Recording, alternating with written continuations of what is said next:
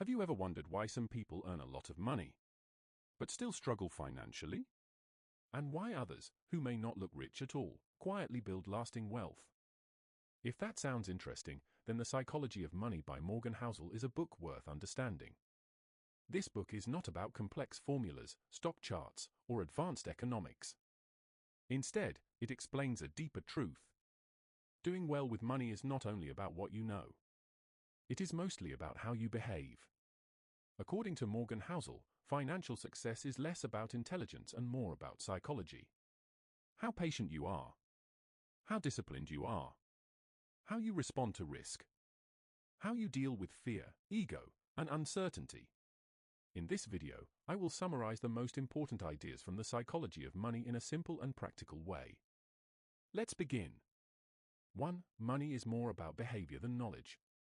One of the most important ideas in this book is that financial success is not always the result of being smarter than everyone else. It often comes from managing your behavior well.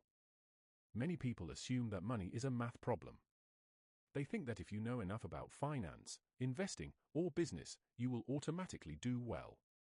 But Morgan Housel explains that money decisions usually happen in the real world, where emotions, fear, insecurity, comparison, and ego affect everything. That means two people can have the same information and still make very different financial decisions. One person may stay calm and think long-term. The other may panic, take unnecessary risks, or try to impress other people. This is why the book teaches that money is not just about spreadsheets. It is about habits. It is about patience. It is about emotional control. And this is actually good news, because it means you do not need to be a genius to do well with money. You need better behavior. 2. Getting rich is different from staying rich. This is one of the strongest lessons in the book. Morgan Housel says, getting rich and staying rich are two completely different skills. Many people know how to make money. They may have a great business idea. They may get lucky. They may benefit from a good market. They may even become rich quickly. But keeping wealth is much harder. Why?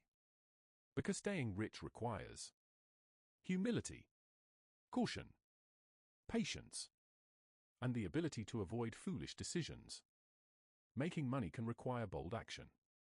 Keeping money often requires restraint.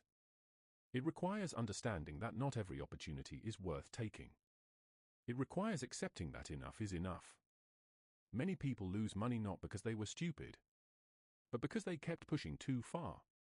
They wanted more status, more growth, more speed, more risk, and eventually, one bad decision destroyed what they had built. So the lesson here is simple. Wealth is not only about building. It is also about preserving. And preservation requires a very different mindset. 3. Luck and risk matter more than people admit. Another major idea in this book is that both luck and risk play a huge role in life and money. But many people ignore this. When someone becomes successful, people often say, they were brilliant. They worked harder. They made perfect decisions. And sometimes that is true. But Morgan Housel reminds us that success is rarely caused by one thing alone. Luck matters. Timing matters. Environment matters. Opportunities matter. And the same is true for failure. Sometimes people make smart choices and still suffer because of bad luck, unexpected events, or risks they could not control. This idea is very important because it makes us more humble.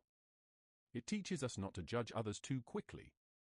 And it teaches us not to build our financial beliefs only from extreme success stories. Just because something worked for one person does not mean it will work the same way for everyone.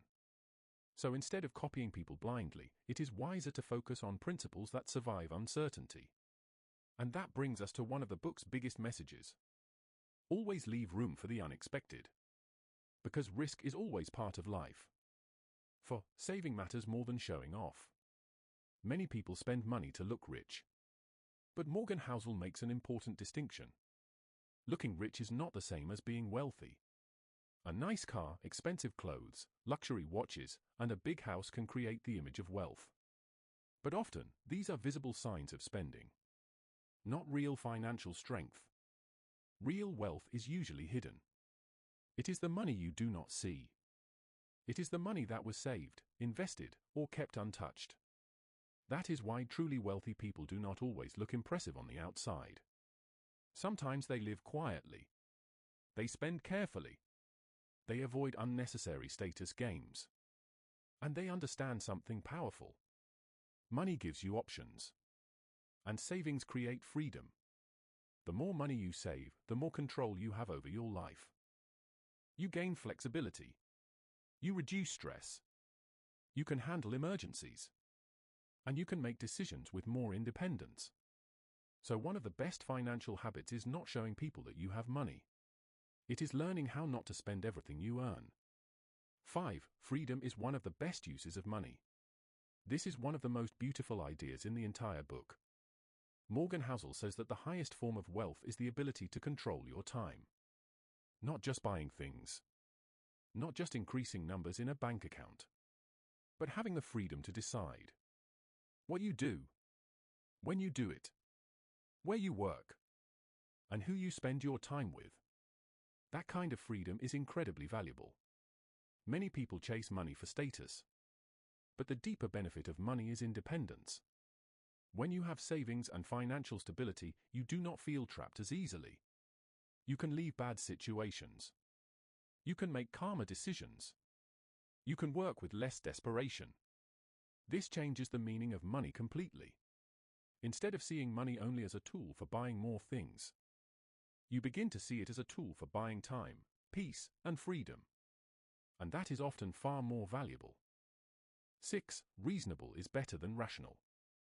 In traditional finance, people often talk about making rational decisions. But Morgan Housel says that in real life, people do not always act rationally. They act in ways that feel reasonable to them, based on their experiences, fears, goals, and environment. This is a very practical insight. Because money decisions are not made in a laboratory. They are made by real people, with emotions and personal history. So instead of asking, what is the perfectly rational choice? Sometimes the better question is, what is the reasonable choice I can stick with? For example, an investment strategy may look perfect on paper.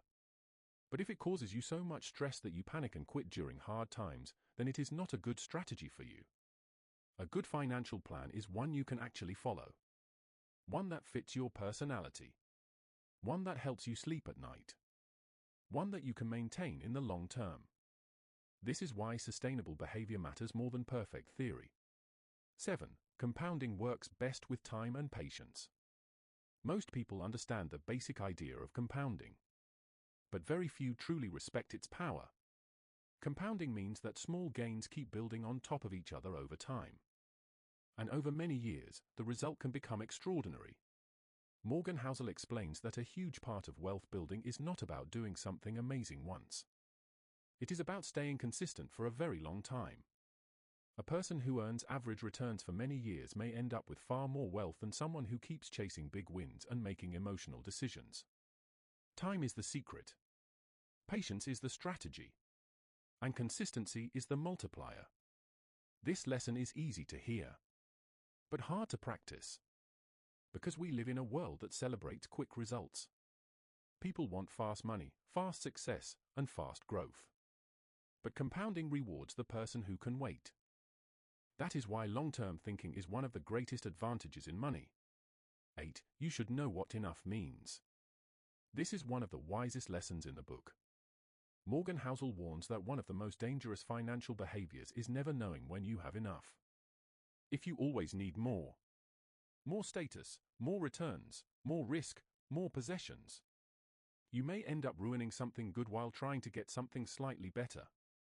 This happens in business. It happens in investing.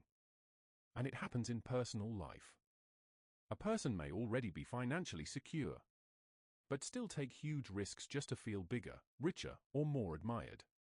And that can destroy everything.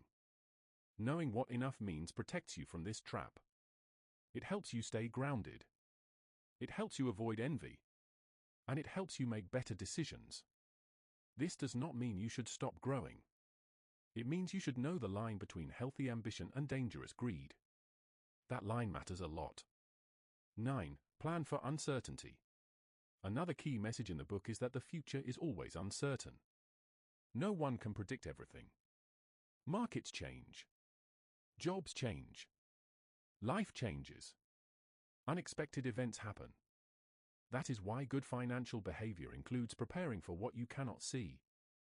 This means saving more than seems necessary, avoiding extreme risk, keeping a margin of safety, and staying flexible.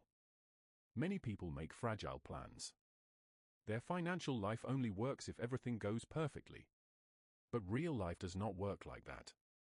A stronger plan is one that can survive mistakes, delays, bad luck, and uncertainty. That is why room for error is so important. Morgan Housel makes it clear that survival matters more than maximizing every opportunity. Because if you survive, you get another chance. And over the long term, staying in the game matters more than trying to win every round. 10. Wealth is what you do not see. This final idea is one of the simplest and most powerful in the book. When people think about wealth, they often imagine visible things. Luxury cars, designer clothes, expensive homes, status symbols. But Morgan Housel reminds us, wealth is what you do not see.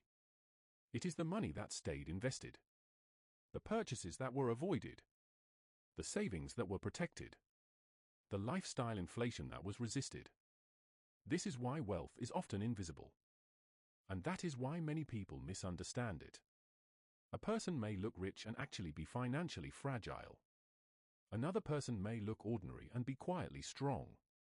So if you want to build wealth, focus less on appearance and more on financial strength behind the scenes. That is where real security lies. So what is the main message of the psychology of money? It is this: financial success is not only about knowledge. It is about behavior.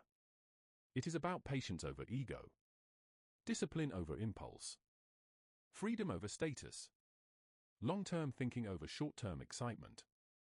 This book teaches us that saving matters, time matters, behavior matters, and emotional control matters.